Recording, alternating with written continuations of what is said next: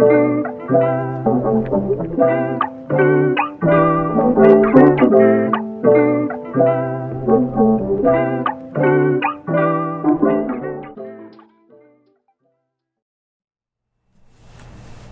to the Couch House. We are tie-dyed up today. What is your shirt even? I don't even think I saw what it said. Actually, for where I work. Oh, it is? Yeah. Oh, you couldn't have worn anything better. Do you get to wear that to work? I do because it has our logo. That's awesome. I get Did you make it? You know, so no. We have art therapists, right? And I had one of them do it for me because, you know. Do you mind if I jewel it up in here? No. Okay. Sorry. But no, I had one of them do it because I can't make art, essentially. I mean, I fucked up a few shirts, but this one came out all right. Like, I like how we, both ended up in tie-dye. Yeah, that is pretty cool. Well, you told me you were into psychedelic rock, so I was like, I think I'll wear tie-dye today. Sure. Stick with the theme. So, you help Blanchette. Yes. Blanchette. Erin Blanchette. Mm-hmm. And Erin apparently means Ireland. I just found that out. Yeah. And what is the title of your position? So I am a music therapist. Music therapist. Yep. Okay. Mm-hmm. And so that's what we're going to be talking about today. And so you're heavy into music, not just with that. Like, right. you play music live. Mm-hmm. You write your own music, right? Not as much as I probably should, but, you know, yeah, I dabble, I'd say. But yeah, no, music is everything, right? And then I just found out about your tattoo. Yeah. Like, I don't know if you're willing to flex on all of them right now. Oh, God. Okay. It's pretty cool. So I got like this. So it's all Beatles related. Beatles related, yes. Which is awesome. I'm going to move this a little from their closer. songs. Yeah, I'm very impressed with it. And you got it last year. Mm-hmm. And it's not, you're not coloring that, are you? No, I kind of like the black and white, you know? Yeah. I feel like color and tattoos can fade weird sometimes. Yeah. I've got another color tattoo and it faded weird, so. How many tattoos do you have altogether? I don't know. 1, 2, 3, 3, 4, 3. And then how many are color and how many are black and white? Just the one colored. Oh, okay. So everything else is black and white. Mm-hmm. Yeah, I have to get a black and white one. I have 2 colored, and I know what you mean. Like, it can be, I don't know, it'd be cool to see just black and white. I feel like it looks kind of, I don't want to say better, but it, like, against the skin, it looks nice. Like, yeah, right? Yeah, so that's pretty cool. But, so you're, like, full-on this Jewel, I'm sorry. You're full-on music. Stop your I know, habits. I need to stop so bad. And I've said this on probably, like, every episode, too. But, you're full-on music. It's been a part of your life. Oh, forever. Yeah, forever. I think I say in session too, but just my own take on music is that it's like the sound of humanity, right? Like Sure. it is essentially. That's an interesting way of putting it. But it is though, right? Yeah. Like it's the way you can hear how people think and feel, you know, by like throwing in headphones. And it's one of the coolest experiences. I mean, people have been making music since, you know, we were cavemen banging on like rocks and shit. Yeah. Like, you know, we were creating sound based on how we interact with the world, and that's how I, you know, view the world. Yeah, no, that's a cool way of putting it. And like with me, sorry about the chair too. I'm gonna have to spray this thing. It is brutal, but I know exactly what you mean. I feel like when you listen to, you know, the right songs, like you can have like your whole mood change. Mm-hmm. Like there's emotion brought out of you. Thoughts, like we were talking about, thoughts that just happen, and it's just like, it's crazy. It's like you can just be, it's almost like a drug. Yes, right? Like it is. Fuck. So I should have brought it. One of my textbooks from school literally says like, I'm not gonna even try to quote it, sure. but it essentially compares music to drugs, right? So like, bad. It is so bad. Just squeak it up. You know? I know. It's comparing music as a drug. Yeah, it says like the same thing that happens in your brain when you like use drugs happens when you listen to music. Like the same parts light up. I honestly believe it. Like, 100%, right? I feel like if you're pissed off and you listen to the right song, you can get like more pissed off. Yes. Or if you listen to another song, you could be like calm down. Totally. And then like I just feel like it just brings you into like a whole nother mindset, a whole nother mood. Yeah. So that's awesome that you've basically, like, in a sense, like, like dedicated your life to music in a sense, like right, like you. Yeah, I guess I wouldn't say dedicated. I'd say just like, I don't know what the word is. Could you imagine your life without music? No, there is no life without music. There you go. I mean, so anyway. Yeah, no, I hear you. It would be. I've got a fucking earache or an ear infection right now, and like not even be able to hear like 100% is just like that sucks. Like I'm like blasting the TV, listening to Dave Matthews, and I'm like, this is so good, but it'd be so much better if I could hear it a lot clearer. Right. Like, yeah, for sure. No, I totally agree. So, where do we start with this whole journey adventure? Do we start like as a kid, or where do you want to start with this? How did it all begin? How did it all begin? You know, I don't know. And where does it end? It hasn't. I think. Well, I don't know. I think, yeah, maybe. So when I was a kid, music, I mean, my parents were always playing records, right? Sure. So I got lucky in that sense. They listened to good music, and I got to also listen to good music. And so those, like, you know, the developmental stages, I mean, singing and playing instruments since I was, like, tiny, right? Really? Okay. So yeah. What instruments were you playing? Well, singing, always. For sure. And then piano. I hated piano lessons, though. Really? Oh, my God. Hated it. Yeah, as a kid, it's got to be kind of like... Because you're like, I don't want to play this, right? I want to experience the keyboard instead of what you're saying. But whatever. So I did that. Did you have... sorry, I'm just going to ask a bunch of questions. No. Did you have, like, a teacher, or how were you taught? Like, what did you do? Well, so... So, like, you went into class, like, after school or something, or did you... When I was super young, they do this thing for, like, little kids called kinder music, right? Okay. Did you ever do that? No, but it sounds cool. It's essentially they just let, like, little children explore, like, music and instruments, and so... Sounds almost like a Montessori school, in a sense. Yeah, kind of.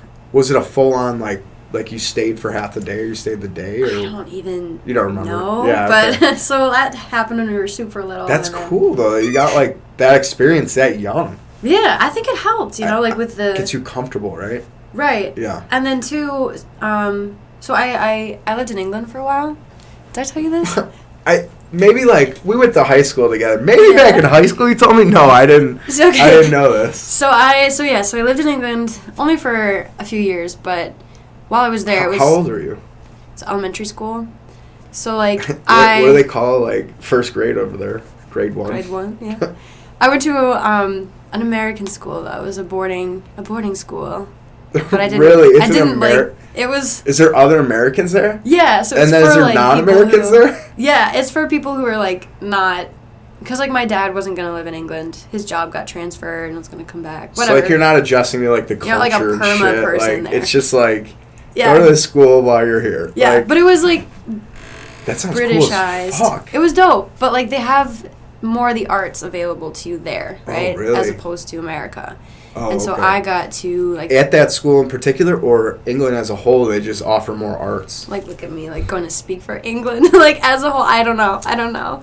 But the school I went to in England had a lot more programs to where I got, like, voice lessons really young. And it was the only place that I really felt, like, normal and okay and myself was when I was making music, right? So I learned from a young age, like, something is happening. Something's here, there. Right? Yeah. And same with listening.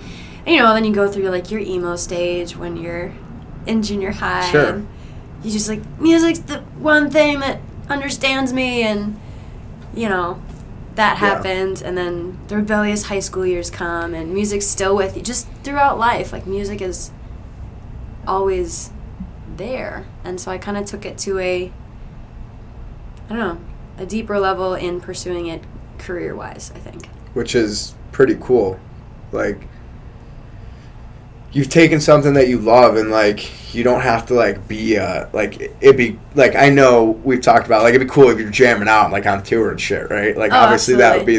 that would be the dream, but it's cool that you can still take something that you love and still work with it, and you're helping other people. So, like, that's even better, right? Yeah, I guess I feel pretty lucky if I think about it. Like, I love going to work, you know. Work, I mean, it sucks, it's work, but, you know, I love getting to work with music in this way and work with the people I do, and because it's interesting, really and cool. we'll get into it, but you kind of like dissect music in a sense, right? Yeah, I make patients listen to music.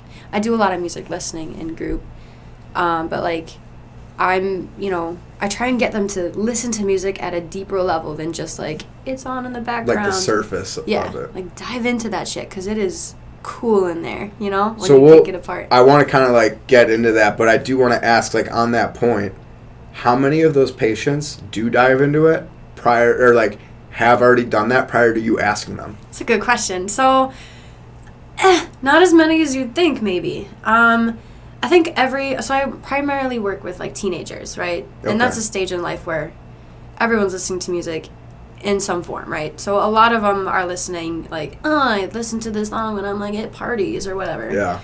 Which is fine, but then there are those kids. Deep. Right. Yeah. So I don't know to give a percentage, but this fucking chair, I swear to God. Own it, It's so annoying though. It's like that old creaky chair though. We could make a beat, maybe. We could. We like by the end of it, we'll have a song.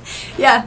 It's the problem is like I can't do it all the time. It's like when like no, I swear it's the chair that farted. Like I can't like continuously make the fucking noise. It's like the worst time. All right, so you're working. So let's kind of like start a little bit further back. So you knew that you loved music as like a kid and teenager, and then you decided to go to University of Miami. For music performance though. Come on. I just said it and you didn't do it. The U. Yeah. The U. Yeah, okay, thank you. Yeah. That's what I would expect. Absolutely. All right, so you went there for performing arts, is that what you said? Mm-hmm. Yeah. Originally. So I originally wanted to be, I was more into, in high school I was like making music, I was singing, performing, all those good things, right? And so I wanted to be a musician. You did Writers Week, right? Did I? I did. I think you did. I forgot about that. From Vikings. Basically, Writers Week is like you can write poetry or music or something, and then it's like a week of just performing. Yeah, it was the best because you could just like. I'm pretty sure I saw you. Yeah. I'm pretty sure. Yeah, it was cool. Your English class, I think it was, right? You would always go during your English class for like a week. It was pretty sweet. And you would just spend the period watching peers perform, which is pretty awesome. I would never have the guts to do it. I'm telling you, I was like one of the most shy people, introverted, like afraid of everybody people. And I mean, we knew each other in high That's school. true. Like, I kind of remember. Like I was remember. very reserved, and like music was the one place where I was like, I know who I am, and like I felt just okay on stage, you know? Which is awesome, but also crazy in a good way.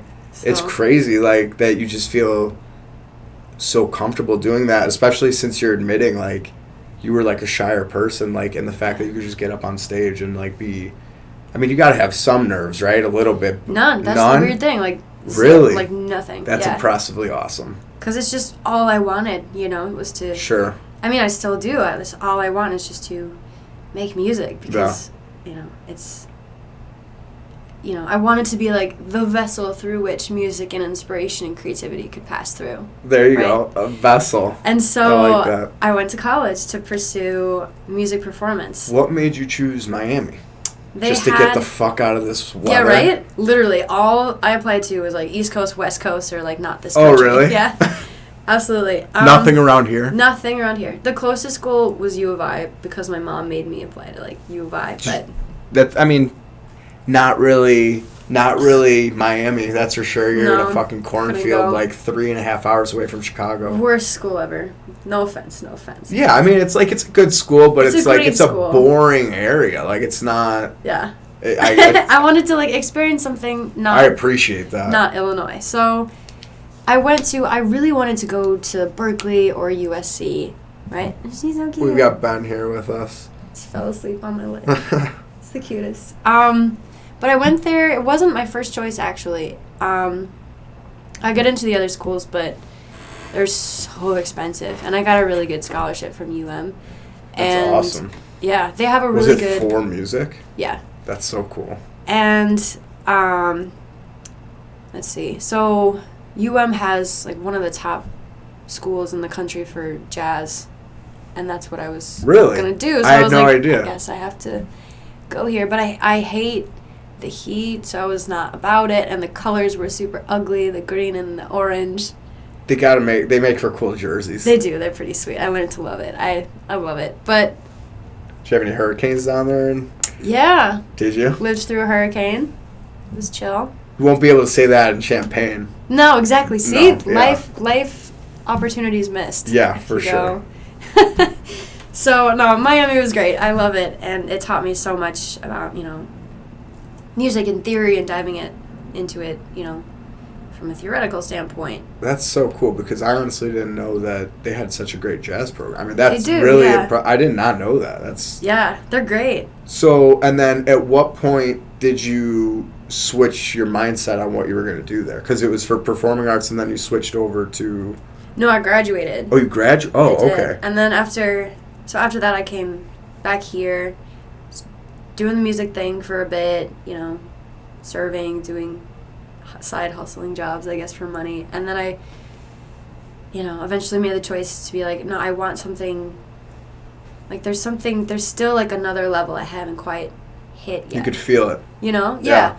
Like performing's great, but performing at bars, playing cover songs or, I don't know, like there's just more and I wanted to do more. Yeah. And figure out what that more was anyway. For sure. So I went back to school for music therapy. And so how long were you out of school when you determined that? Yikes.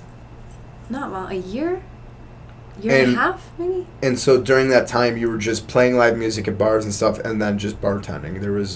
You weren't, like, pursuing anything else as far as, like, just trying to make music and make money bartending. Right. Just kind of figuring out the music thing. And then when did it hit? Like, during that year and a half, like... Did it hit at the year and a half, or did it hit like somewhere in between and then you started about a year and a half after graduating? Yeah, so interesting question. Well, so I guess I was kind of at this point, when you're in your young 20s. Not to say I'm like so old and mature now, but you're a different person, right? Who I was at 23 is not who I am at 28. No, at all. Not at all. Which is a good thing, right? You don't want to be. It's probably best if we don't stay at 23. Yeah, I agree. So, but anyway. That song is very true. Nobody likes you when you're 23. No one does like you when you're 23. You're a piece of shit at 23. And you don't understand that song until you're like... 28. Right. 25, 26. Now I get it. It's like 2 years and you're like, damn, I was a shithead 2 years ago. Yeah. Because honestly, 23-year-olds right now are... But anyway, so... I digress. What were we talking about? We were talking about... Go ahead. Did you have it? Yeah. So, like, sort of figuring out, like, this deeper thing, right? So when you're young...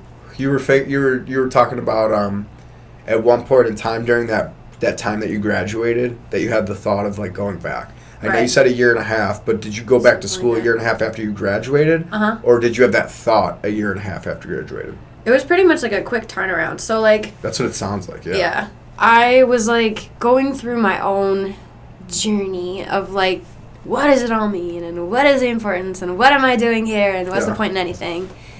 And that's when, like, a lot of, like, my own mental health stuff started kind of coming up and being more of a front player in my life, I guess. And through that, I ended up being hospitalized and inpatient. And in that place... During this time period that you had graduated... Yeah. And you were working, making music and playing music. Okay. It was when the downward spiral of mental health coming. Do you have any idea, like, where maybe that came from? Was it... It's always been there, I think... So I'm diagnosed with bipolar disorder, type 2. And that starts to present itself late teens, early 20s anyway. Yeah. So I think that kind of just made its presence known more. And, so I, like, went through that. And then through that experience, when I was in the hospital, there was this piano, right? I told you this story. You did, yes. This is a great story. So there was this piano in there in this, like, psych ward. And it's all these people who are there because, they want to die, They want to hurt themselves or other people or something similar, right? And so I'm there, and I'm, like, in a very low point in my life. And I just start, like, playing a Beatles song, right? Of course. Yeah. And this gentleman, I couldn't recall. I think he asked me to play it, like, because it reminded him of his daughter or something. And he knew you like played, or you were at the piano and then he asked you? I was just tinking around. He's like, "Hey, do you know this song?" And I was like, "Do "Yeah, I know can this figure it." fucking song? Come on." At the time you didn't even have the tattoo, No. right? So I, like, figured it out. I'm, like, playing it away and singing, and then everyone just starts coming over, and just people, I could tell, were just moved by the music, you know? Yeah. Of, like, the people being together and singing, and, you know, it's a song everyone knows. It was Here Comes the Sun by the Beatles. So, like, everybody knows that. For sure. And it was just that moment, I was like, there is something more to just, you know, music. It hits humans on, like, a deeper level than... For sure. This is not a party. Like, it is a deep experience that humans experience. Yeah. I keep saying the word experience, but, but it truly is, though. Yeah. It's this thing. But it was different because you were playing music in front of people at bars and, you know, just you were doing that. But you were doing this in this environment and something, like, clicked in you that was different than any other time. Mm-hmm. And at that point in time, did you know that, what were you thinking? You probably weren't thinking, like, I'm going to be a music therapist right then and there, but what were your thoughts at that point in time? I mean, you had this, or was it more just like a feeling? I don't know. I think it was, so I knew what music therapy was because UM had a music therapy program, so a lot of... Did you have to take any, like, classes like that, or? Not in my... Not in the first 4 years. First time, but I knew friends who had, so I was sort of familiar with it. But in that moment, I think I thought, like, there's something, like, therapeutic to this music thing. And so, like, when I discharged, pretty much, like, the next week, I got online and figured out, like, how to go back to school and get another degree and take that journey. And you went back down to Miami? No, I went to school in Indiana, actually. Oh. So you went to school to get away, you go to Miami, and then you're going back to school, which I think is great. And then you're like, I'm going to Indiana. It's close, you know, so I could live at home. It's close, for sure. But, and that was quick. I only needed, like, 2 extra years for that. That's awesome. So I continued to work while I went in school, and then... So you were living out here? Uh-huh. Really? Yep. Moved back into Mom's house, you know, That's so I could okay. go to school. Hey, shit, there's people living in Mom's house that are not going to school and not doing honestly, shit, so that's nothing to be... It's fiscally responsible. No, it is. But, and then got an internship, got a job, and here we are, kind of a thing, so... That's pretty awesome. Music therapy is pretty cool. 6 years total. Mm-hmm. And then, how long ago did you graduate? Good question. 3 years now? 3 years, okay. Is that math right? It's got to be 2.5, something like that. Okay. So. And then you came back here. Yeah. And then, did you immediately get a job, or what? The same place you're still at? Yeah. Really? Uh-huh. But you got an internship, you said, right? I interned actually in the city at the Shirley Ryan Ability Lab. Okay. Which is a whole different population than what I serve now, but super cool. Yeah. But different. So you came out here, got a job immediately, and you've been working there ever since. Yep. And so, give us an idea of what it's like, what you do. Like, sure. What was it like at the beginning, I guess, when you first started? First started, like, my current job? Yeah. I mean, they didn't have a music therapist on staff, so I essentially had to, like, create that kind of a department, if you will. Really? Or program, I guess. So it's not just, like, coming in and taking a job, like, you were creating a whole department. Yeah, so I'm part of a team of, we call it expressive therapy, right, where I work, which includes music therapy. We have a couple art therapists, and then we have a recreational therapist. So it's all, like, therapy through the creative sense, right, through something other than your typical... Talking. Yeah, exactly. And so I just came into that team, and I'm the only MT on the job. Okay, so, gotcha. But it was cool. Yeah. So, all right. So, like, what's a day-to-day, or what's, like, an experience? Like, just tell me a little bit about... A day in the life? Yeah, a day. Yeah, exactly. So we all and my team, we all run groups, right? Therapy groups. And we each have a caseload of individual clients that we see. Okay. And we're each assigned to different units, and we take care of, like, you know, paperwork, assessments, stuff like that. The fun stuff. The joy of jobs, yes. But most of it, yeah, therapy-wise, it's like we run a few groups per day and see a patient or two on our caseload, and it's kind of what we do. So you work with someone individually or in a group? Both. Mostly groups. So, like, we run, like, somewhere around 14, 15 groups per week and see... And how many people are in a group? Depends. Sometimes 10, sometimes 20. Really? 20's a lot of people. 20's a lot of people. Yeah. And how long are you working with them? An hour at a time, pretty much. That can be hard for 20 people, right? Like, you gotta kind of address everyone. Yeah. It's like 3 minutes a person, right? I wish those, you know, sizes were smaller. Yeah. To really, like... make an impact more. Yeah. And they're here, I mean, where I work, it's a psychiatric hospital, so it's all... it's like people in crisis mode, right? Yeah. So they're not there for very long. So I might see them in groups once or twice if they're a regular type of a patient.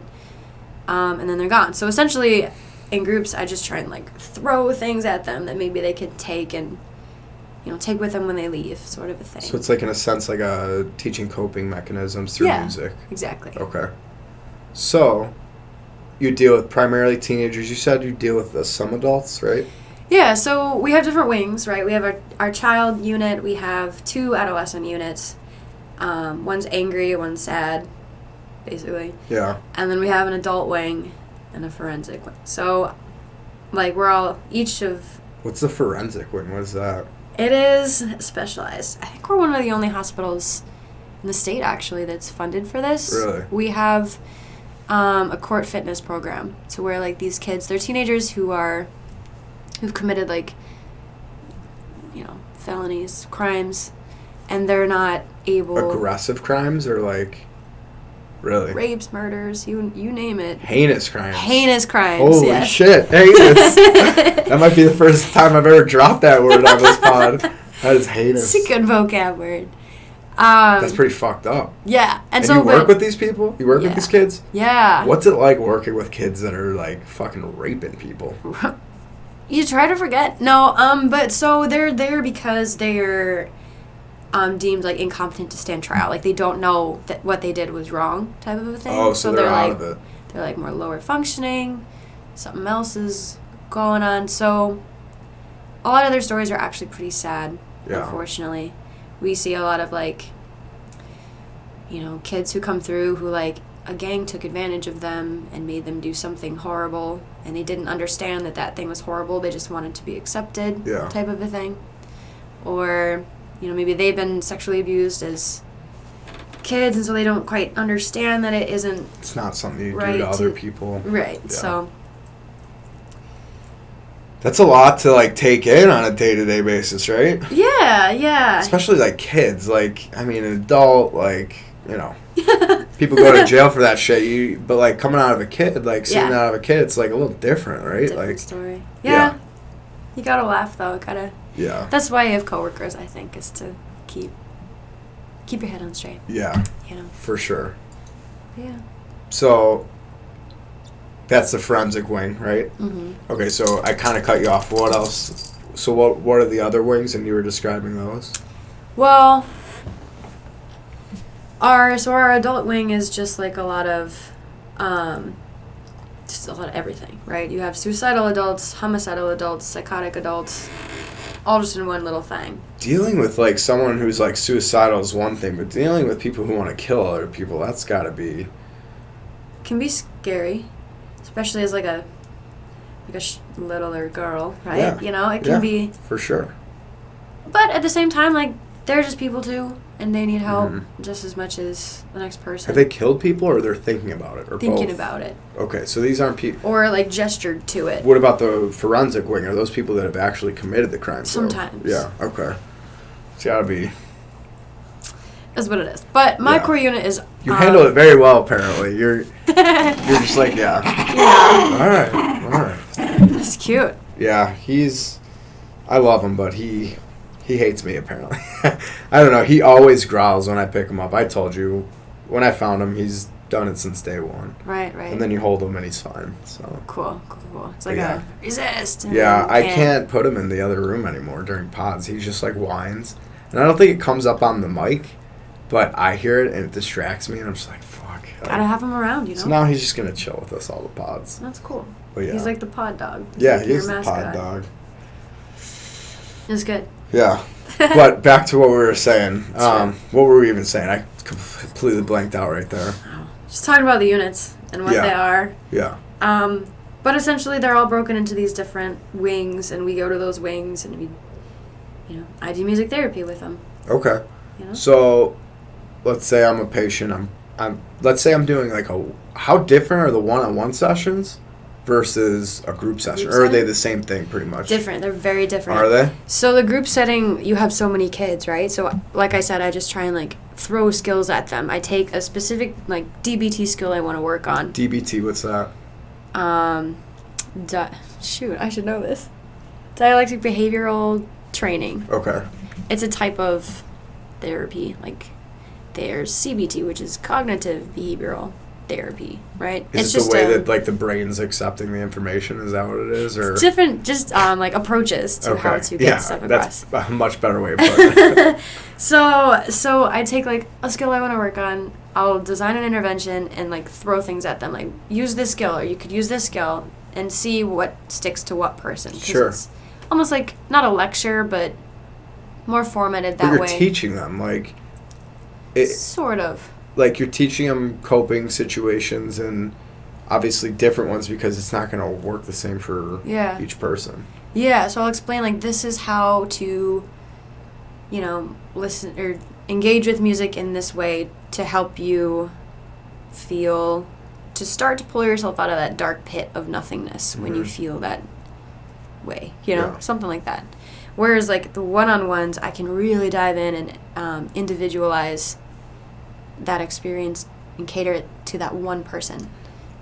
Which one do you want to talk? Can we talk about the individual one? Sure. Yeah, it's cool. All right. So say I'm in a low spot and I'm coming in and we're having an individual. So like from the get-go, are you sitting in the room already? Do you walk in after them? How is it all set up? Like tell me everything. Individual session? Yeah. Well, I'll pull them from like wherever they are. I'll be like, come with me. Like, we're gonna. And can I ask, how do they pick who gets individual sessions? I pick. So we typically pick. So we have kids who are essentially living at the hospital who like don't have placement. They, parents gave them up, foster parents gave them up. Their DCFS custody, something like that. So essentially, they're living there for like a year. It's really sad. So those type of patients, the expressive therapy team will single them out. Kind of be like, oh, this person seems to gravitate towards like art making. Yeah. Then an art therapist will take that person. Yeah. Or I'll be like, this kid writes music. I want to work with them, and then I'll take that kid, sort of a thing. Sure. But essentially, I'll take them. I like to do a lot of songwriting with them. I'll make the kids. That's cool. I'll make them process trauma through songwriting and music and things like that, to where they can like get it out that way, basically. That's pretty cool. It's fun. So when they're writing songs, do you put music on, or are they writing in nothing on, or? It depends on their process. I'll always have them, their lyrics will be their words, right? So essentially we'll like sit down and talk through a trauma, right? Like be like, okay, tell me about it, like what were you thinking? Like, we'll go through the entire experience of that. Is it the reason that they're there? Is that what you're talking about with them? Yeah, sometimes. Hey. He's hopping around. My friend. Yeah. My little friend. But yeah, no, whatever it is that they want to process and get through. Sure. We'll talk about it in detail. And I'll ask them all these questions and I'll be writing notes. And then we'll kind of go back and take their words of their experience and be like, what were your, and I know how to like structure it into a song, right? Like the chorus is probably going to be like whatever their main theme is, I guess, that they Okay. are trying to say, like their biggest power. And I'll structure it and kind of create this song in a typical format. So you're like helping them build this. Yeah. That's pretty cool. I make them do that, and after they've done that process, we can I'll make them perform it. For me. How many people perform? All not. Well, there's I make no. them. Yeah, they don't have a all choice. of them? Yeah. And they all do it. Way. Yep. And I mean, I won't make them do it for like an audience. Just be like for me. Sure. Or for like their therapist, or. Are they pretty nervous? Yeah. How many of them come out just fucking firing on all cylinders? That are just like, whoa, like that was pretty good. Any of them or no? Yeah, a lot. Yeah. I mean, this stuff is like I've been moved to tears with these kids. That's insane. Because. Well, and it's so personal too. I mean, you're helping them through it, so like you understand the song. It's not like when you hear a song on the radio, you're like, wow, that was deep. Like every little word. Like right? you know every little word and what it means and what that means to that person on top of it. So it's like a way more personal level. Yeah. I can imagine you're moved by it. Yeah. Totally, and I think it's so. Like, I shouldn't cry because I'm a therapist. Like, nah, man. Like, that shit's deep. Like. I also think it shows the patient that like you actually care. Yeah. I mean, maybe I'm wrong, but if that were happening with me, I'd be like, okay. Yeah. I feel like it'd also make me feel like good in a sense, like. Right. Where it's like. I don't know. It's like you're making that patient. And like, you can never really understand what someone's going through, but you can have an idea. I feel like you can never understand everything, but like. I feel like you're just really taking it on a personal level and like really like understanding it, and like I feel like that has to make them feel good too, like right. It's tremendously. The validating piece, right? Like yeah, I see that's a you. great way of putting it. It is validation, isn't it? Yeah, and to hear, I mean, it's like going back to like I see, music is the human experience, right? Yeah. Music is this person's story, and to hear, like to have that patient be able to hear their story in such a way that's designed specifically to present it is dope. And they probably haven't had like you're literally teaching them too, like how to create a song. Like they probably haven't had that in their life either, right? Like, true. Sometimes some do, some don't. Sure. But like you're teaching them not only a skill of like coping, but like a skill that they can use for like multiple other things too. I just think that's awesome. Expression. Yeah. That's really cool. It's fun. So they say, music therapy works because when, essentially you use music to accomplish non-musical goals, right? So the goal in this case would be to process trauma. I'm doing it through music. And it works because when a person is engaging with music, whether it be like writing, listening, playing an instrument, right? When you're engaging with music, your entire brain's lighting up, right? All these neurons are firing. That's cool. Unlike any other tangible human thing that we have, right? Even drugs. Well, some drugs will light up your brain that way, right? But it's... So music is a drug, then. Exactly. That's what my textbook was trying to say.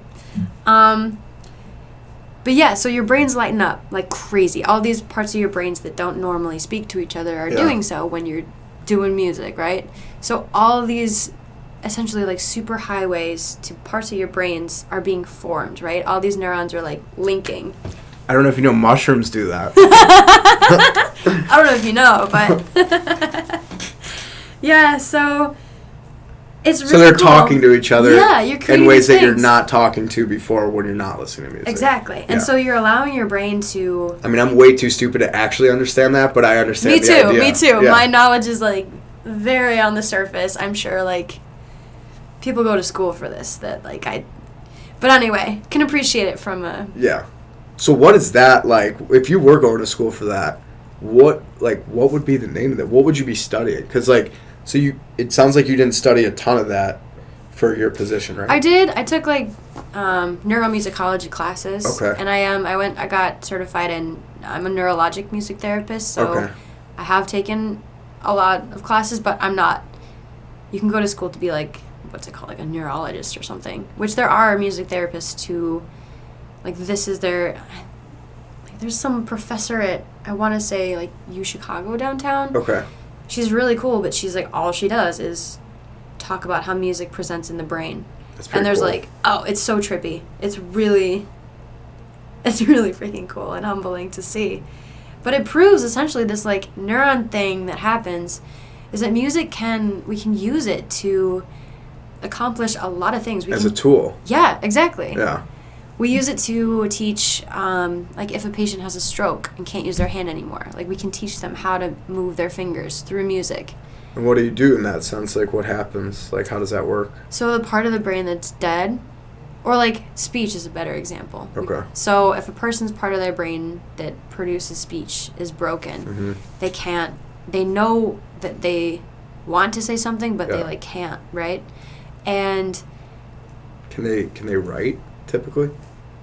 I don't know. I shouldn't answer that question because I don't know. But like, so they know what they need to produce, but they just their mouth can't do it. But you start playing their favorite song, and they can sing every single fucking word. Really? Yeah. And so then you use that to then start to reteach them through the lyrics of their songs. Like, see, your mouth can say those words.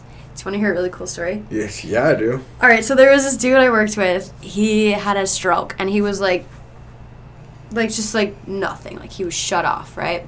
He couldn't even like pick up his arms. He couldn't like swallow correctly. Like he was just like. Do you know how long he had fucked. Like how long he was in that state? It was at the Shirley Ryan. So I think he'd only had a stroke like a month or two previous to being there. So that's a long time to be fucked up like that, right? Yeah. So he was like not in good shape, and he was there to be rehabilitated, right? So I come in, and I'm talking to his wife, and his wife, they're like older-ish, like 60, mid-60s. Sure. And I'm talking to the wife, and I'm like, hey, like, what kind of music did you guys listen to? She's like, actually, we were Deadheads. Like, we followed the Dead back in the day. Like, fuck yeah. Absolutely, right? So she's like, yeah, we used to follow them around. And I'm like, oh, no fucking way. And so I get my guitar. You're like, I couldn't have asked for anything more perfect. Right, like, yeah. And so I go and I sit down with my guitar, and I start playing, the song Fire on the Mountain? I'm sure if I heard I don't know, I couldn't tell you by name, but if I heard it, I'd probably...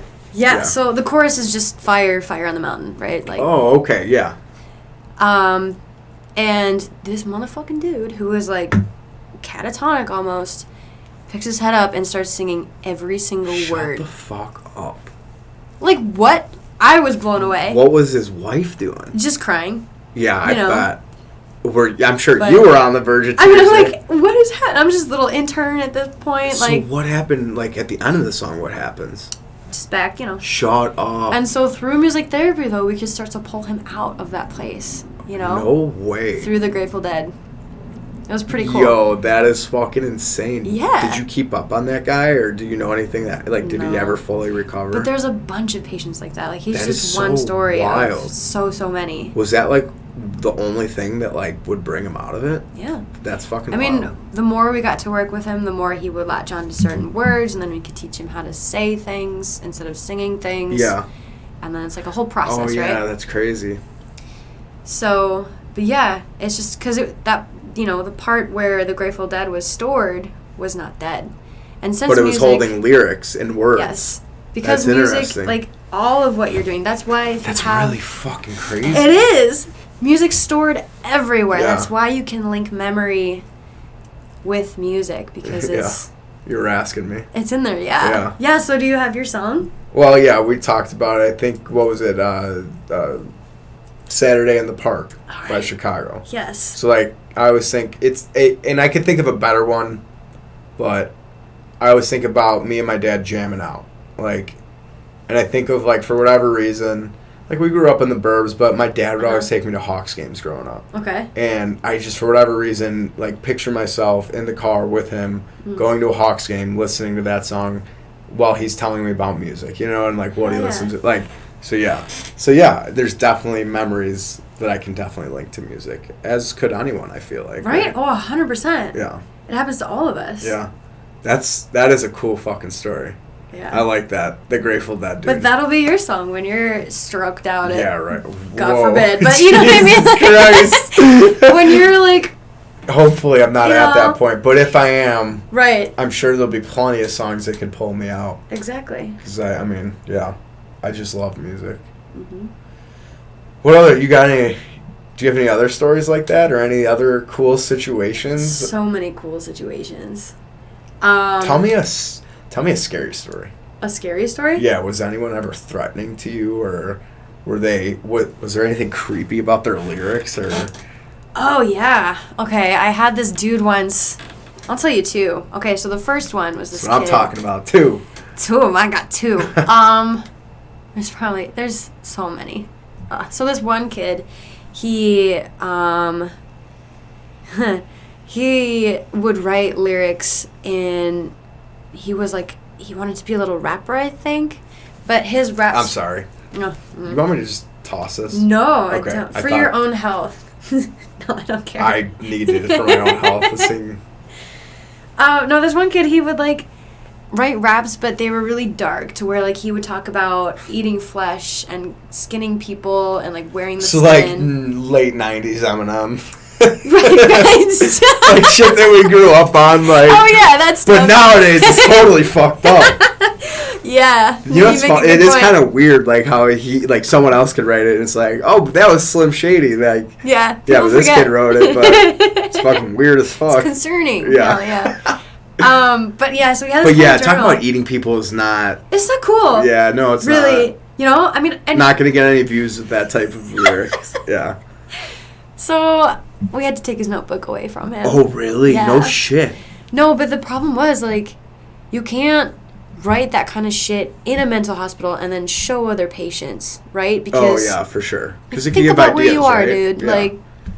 Context is key. And if you're talking currently about murdering bodies and raping bodies, dead bodies, and skinning them, eating them, putting them under your floor at night, Jesus Christ. your doctor's going to be okay, maybe we shouldn't, release you, right? Yeah, and I feel the presence of mind is probably you want to get the fuck out of there as soon as possible. Right. And if you can't correlate that with the lyrics you're writing down, you probably should be there for a little bit longer, exactly, right? Yeah.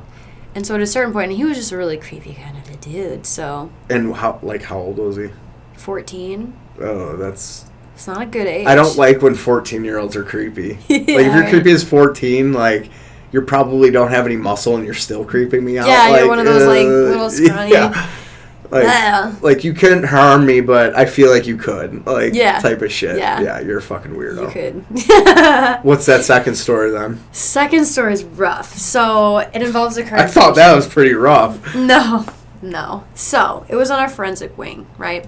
So, we had these two girls.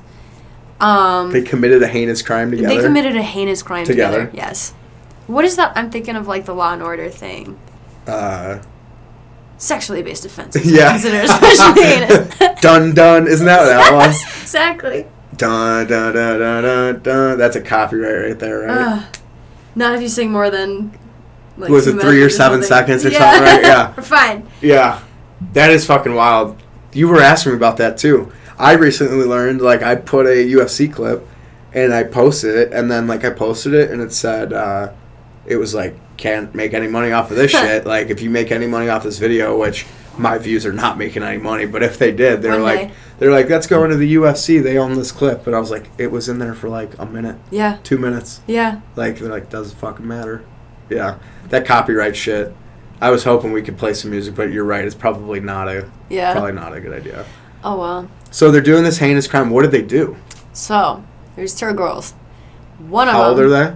16. Okay. One of them was their best friends. So girl A, let's say, was... Why are they in the same mental hospital together? That already seems not like at the a bad same idea. time. Not at the same time. Okay. So girl A comes through first, and she is there because, I'm how do I even tell this story? So, this first girl, she claimed that her dad raped her, right? And she told her best friend, girl B. And girl B and her parents, girl B's parents, kidnapped girl A's dad, dragged this dad into their basement. The four of them, girl A, girl B, and girl B's parents, tortured this man. Tied him to this is some true crime stuff, right? Tied him to a chair. The fact that the parents were involved is fucking psycho. I know, could you imagine your parents, you have a kid, I have a kid, and we're just yeah, bring him over after school. And then I'm looking at you like, dude, what the fuck are you doing to me right now? Honestly. That would be fucked up. Really fucked up. I'd be very scared as the adult getting tortured. Yeah. I'd be more scared of the fact that parents are there helping. Right. Like, that would scare honestly, the fuck out of me. Why didn't you, like, if this was your concern, call the police? Maybe they're like, oh, we just handle this. So they got him tied up. They got him tied up. And what are they doing? Like, do you know the details? I know the details. Let's hear the deets. So, they beat him, obviously. Yeah. To a point where he, like... fucked up. Yeah. They held... The two girls would take blowtorches to his face. Like, oh, what the fuck? Yeah. That's like hostile shit. I know, with the fucking eye. Oh, what the fuck? Yes. So, and... Like, he doesn't have, like, an ear anymore. Like, oh he's, my God, dude. Yeah, he's not... Imagine having a fucking kid and then them doing that to you. I know. And he didn't rape her. He didn't No, rape. That is of course so not. fucked up. So, yeah, he's, like, he can't walk anymore. He's on, like, disability. Like, he is fucked. What the fuck? Because he was tortured for, like, months. This happened for, like, 3 months, I want to say. How did no one, like, come to this guy's aid? They didn't realize he was gone? He's gone and missing, like, his work. I don't know. We're in Bumblefuck somewhere. Dude. Nowhere. In Illinois, this is happening. I think it was Illinois. Yeah. How is that not, like, major news? I know. We were talking about this at work. Like, shouldn't this have been... I've heard less news. Like, I've heard less in the news than that. I'm still hearing about, like, high school athletes in newspapers, but... But you don't tell about the fucking... The chick who lied torture. about getting raped by her dad and then Stupid. fucking torched his face. Yeah. Torched his face. Torched his face off, yeah. The kids did this. She thought it was a dab. Yeah. How stoned. But, so the two parents are in jail. The mom killed herself in jail. The dad's still there. I know. And so... I was talking about that with my friend today. I was like, dude, he was like, if I went to jail... It's like I killed myself. I was like, I'm pretty sure we talked about that like last weekend. He's like, did we? I was like, yeah. Like I could do like a year maybe, but like you're talking like 5 years. Like you could just. 5 years is not a long time. We were just talking about how different we were at 23 5 years ago. Then. That's true. We have so. I mean. I just don't think I could handle it. I know, but prison's fucked up. Yeah. But how do you do that to someone? So this lady killed herself in jail. The dad's still in jail. How long ago was this? Last year? Jesus fucking Christ. Yeah. So we had Girl A come through, and then she Girl left. A is She's daughter. Gone. Girl A is the one who cried rape. Daughter, yeah. And then Girl B is with us now. Currently. Dude. Mm-hmm. And so... they're hip-hopping around mental hospitals. They're going to go to jail soon or no? I think Girl A went back to juvie, and then Girl B, I don't know. Do you know how long she got? No idea. Dude, it's always the most fucked up ones where it's like 8 years. Yeah. Yeah. And I mean, they're young, too, so they're not being tried as adults, so... Well, you sure fucking beat someone's ass like an adult. Yeah. My thing is, like... She knows what she did was wrong, but who am I? I don't know. I'm not educated but like that at way. 16, like you're driving a fucking car. Yeah. You don't know not to torch your dad's face and lie about that Right. he raped you. Like you probably shouldn't be in society. Girl A was like, I just wanted to know what it would be like. You know, like very like manipulative, creepy. That bitch better be in jail for the rest of her life. She won't be. That's the problem. She's gonna be working at Walmart. Like it's terrifying. But don't tell me that. Please don't tell me that. Find out for me, please, how long she's got. Just shoot me a message one day. She'll be out in 2027. Fuck! Yeah. Yeah, she's out now. So... Where, was her mom? Was mom dead, or is she not involved? Girl A's mom? Yeah. I don't know, actually. I have no idea. Imagine being that mom. Well, there's no way, dude. The dad was gone for like 3 months. Like, yeah, that's the a good mom point. would fucking know, unless they're like completely was, like, divorced on and like meth. don't Who talk knows? to me, shit. Yeah. Yeah. Where has Ronald been? I haven't seen him in 3 months. I just thought he was at work. I'm gonna go get a can of beans from the basement. What the fuck? That is fucked up, dude. Yeah. So you gotta deal with these motherfucking psychos. Yeah, I mean, you gotta have compassion, though, too, at the same time, though, right? For sure. And I respect and understand that, but how hard is it when you know what they've done? And I assume, like, you're briefed, obviously, beforehand, like, what the situation is, right? I mean, obviously. It's not like the first time you're sitting down there, like, so what did you do? Like, Yeah. I torched my dad's face. told everyone that he raped me. It's casual. That is beyond fucked up. Yeah. But, yeah. You know, you gotta work with those people, but I'd say the primary focus, I mean, they're just one wing of many, right? So we have to cater what we do and, like, what are the skills that need to be worked on for each wing, and how do we approach that? Through music, through art, through rec, you know? Yeah. And that's the fun part, is getting to for sure cater to each group and then to each individual that we have through our own specialties. So I kind of want to touch, we've been rolling here. I don't know how long we're going. I can't see, but I feel like we've been going pretty good. I want to touch on one other thing.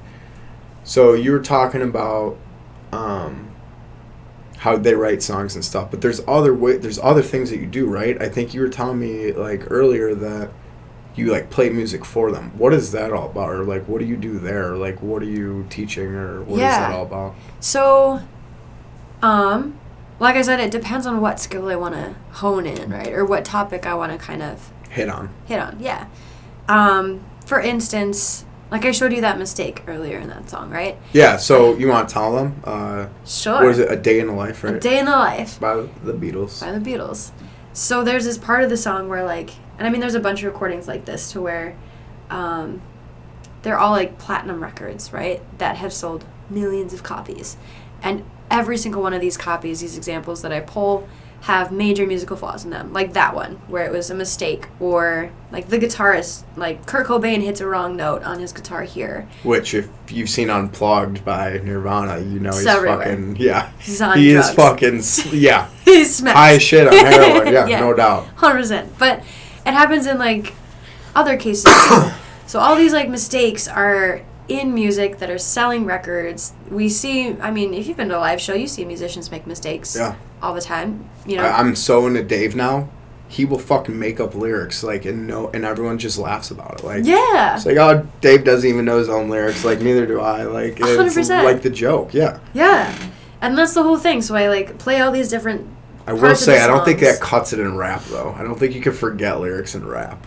You can't really get away with that. That's probably the only genre you couldn't. And it's harder now to find those copies because with digital remastering, everything is perfect, you know? I feel like it's more live stuff, right? But with the Beatles one, that was live and they took it. Yeah. So here, just explain that one part, because that blew my mind kind of. Yeah? Yeah, well, I didn't know about it. Just show my stuff. So, A Day in the Life, it's off their Sgt. Pepper's album, right? So it starts out like one way, it's like super mellow, and then there's this like giant orchestral swell thing, right? Yeah.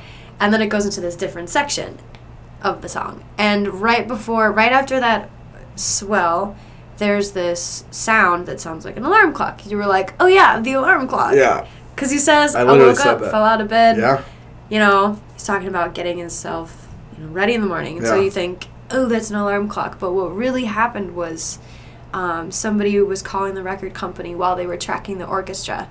So you hear on the record this ring. Yeah. Yeah. It's a phone. But it sounds like when he's saying get out of bed, like you're thinking an alarm clock. And like your brain's like, the point of that was the fact that like these mistakes are like still part of it, and like they're beautiful. Yes, exactly. Absolutely. The mistake is perfect. You know, it created something that you hadn't planned for that was better than what it was in the first place. So depending on what state they're in, like if they're down on themselves, you might like bring that up. So like, what? Can you give me another example, maybe, or like? Yeah. I have the playlist. Can I just? Oh, nice. Yeah. I've got a whole playlist called Beautiful Mistakes, but so there's a lot of examples. Well, is there so do you have different playlists for different types of? So that's what I was asking. What are the other situations? That's kind of what I meant. So, I have one of, I call it like a remake.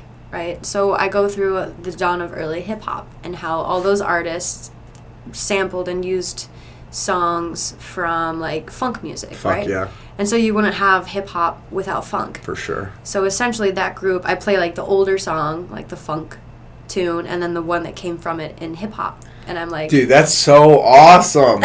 You're doing, like, instrumental work with them, like... Yeah, so I'm like, listen, guys, so, like, the sampling bit, and, like, we look them up. Yeah. And they're like, it's the same fucking song. It's just, like, 30 years later, or Do whatever. they realize, like, are they realizing it right then and there? Yeah. Yeah. Sometimes it's really cool. They're like, no way! Yeah. You know, I didn't know that Biggie used, you know, the Isley Brothers. Yeah. They're like, yeah, man. But that group is designed to, then we have a discussion, and you always relate that big old metaphor back to themselves that, like, instead of looking forward to move forward, we have to reach to our past and look through where we came from, what roots us, what grounds us, what makes us who we are, what are our morals, values. Those things are important and need to be identified and strongly rooted to be able to move forward. Yeah. You know what I mean? Yeah. So let me process that in that therapeutic discussion. That's pretty cool. But essentially music is like that gateway for, like, see, it's happening. Like, you wouldn't have fucking hip-hop without previous generations of music. Like growth. Yeah. Yeah. Yeah. That's pretty cool. So that's a whole group. And then I have one of my favorites, because it's fun, is thought reframing. So there's a skill in DBT called thought reframing or thought challenging, which is like, say you got a negative thought, like, I'm worthless, I'm stupid, I can't do this, I'm ugly, I'm fat, I'm dumb. All those things that we tell ourselves that are just lies. Essentially, it's your emotional brain going crazy. You challenge it with things that prove that not to be true. Okay, I can't be worthless because I have a job, I pay my bills somewhat or whatever, and like basically like I'm grateful statements almost. Yeah, like you challenge, like, I'm worthy because you give logical reasoning for why you are worthy, rather than just like, everyone hates me. So you start to pull yourself out of that negative head spiral, right? Sure. So I do it with music first, and the idea is that, like, if you can do it with music, you can do it with these thoughts. So I make them think of, like, and I wanted to do this with you, but we don't have copyright. So, like, say you're a patient. What's a song that you, like, cannot stand, that you think is just trash garbage music? Oh, shit. Uncle Cracker's pretty trash. Uncle Cracker? I hate Uncle Cracker. I fucking hate like, that. give me the beat, boy. Yeah, fucking. You know what's fucked up? It's like a catchy song, though, too. But it's so fucking. Alright, so tell me 3 good things about that song. It's catchy? It is catchy. I don't hate Uncle Cracker as a person. Well, you gotta tell me something about the music itself. So, yeah, I'll give you the catchy It's piece. Catchy. It's a hit to some people. Some people fucking jam like that song. Yeah. Sure. Okay. Okay, so it makes some people happy. Yeah. And then a third one.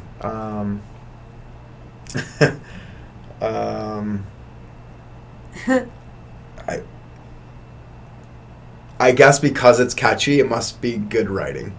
You know, or good lyric. You're stretching right now. Yeah. See, I would be like, you need to give me a specific, like... All right, well then here, I'll give you, yeah.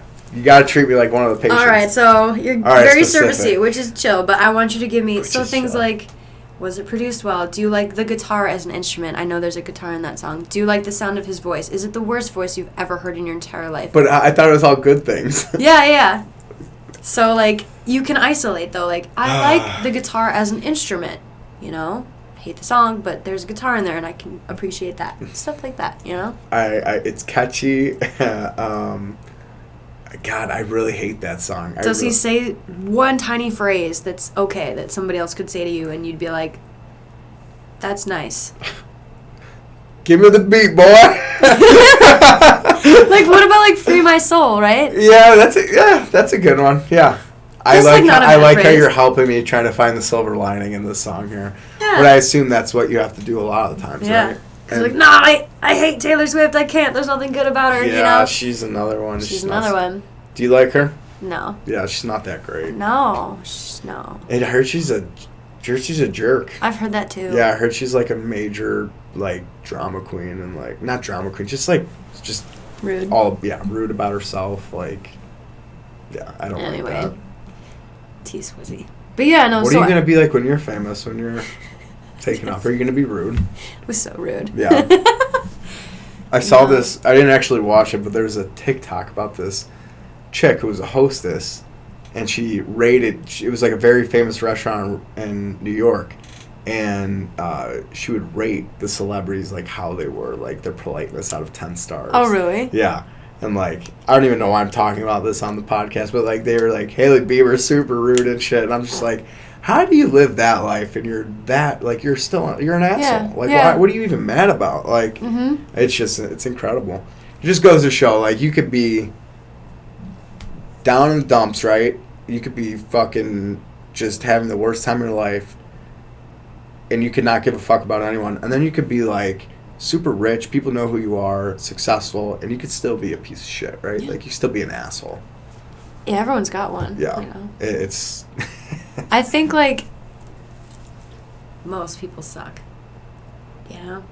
But it's cool, though, that the fact that you have that feeling, but you still want to help people. And you want to help people through the way that you know how. And, like, that's pretty fucking cool. Because at the end of the day, you know, you can... Oh, I forgot you were here. I'm so sorry. At the end of the day, like, people are people. Yeah. You know? And who am I to, like, judge Taylor Swift? Like, maybe she's got some shit going on. I don't know. Or judge someone who lied about raping their dad and then torched his face, right? It's got to be a little harder than not judging Taylor Swift, but right. You obviously have it down. Like, you obviously can separate the two. To me, at least, that's the way it comes. I try, but... Like, you still have compassion for these people who are fucked up. Yeah, because I think, like... Yeah. At the end of the day, like, I'm no different. Like, I'm fucked up, too. You know, like, we all are. That's part of... People just, like, do shitty things sometimes, or deal with really shitty things, or put in really shitty situations. Yeah. And we need to stop, as a whole, just judging people and putting them down and crap, and just... What I have to give is music. That's it. That's all I have to give other people, and I want other people to see music and engage with music the way I do, because I found something beautiful that helps me live every day. Yeah, that's awesome. You know? And you're just sharing it. You're spreading it. Essentially, yeah, that's all that I can do. You know what I mean? Yeah. Like, it's all I know. You know, well, it's like you can control the things you can control, and you know how to not control music, but, like, you know how it helps you, you know how it can help other people, and you take that and you spread that information, which I think is awesome. Right. It's pretty cool. Wow, this has been a fun podcast. You're the first female I've had on. No way! Yeah, congratulations. Right on. And just, like, this is totally a different subject that... This all started with you shared a story on Facebook of teenagers, and they didn't know any songs from, like, it was like 2000s hip hop. It wasn't even that long ago. It was like... And they didn't know any song. It was probably 10 songs played. They didn't know a single one. And you were talking about how you worked in music therapy, and I had to reach out to you. So I really appreciate... I'll be honest, I reached out to you. I was like, I don't think she's going to do it. And you were totally down to do it. So no, this is awesome. I want to thank you, like, for coming out. That's awesome. Like, I've learned so much about just everything that you do. I didn't even know there was, like, music therapy in general. So thank you for coming out. Do you have anything else that you want to share? Or I mean, I don't... I hate asking that question because, like, I always put people on the spot, I feel like, when I ask that question. But I always like to ask because we've been having a good conversation, but I don't like leaving anything out that maybe the guest wants to talk about. Right. Yeah, no, I don't. I think I grilled you pretty good, honestly. Right. We covered a lot of stuff. We did. There's always more, you know? I'll think of something else. For sure. You should come back on. We should do this again.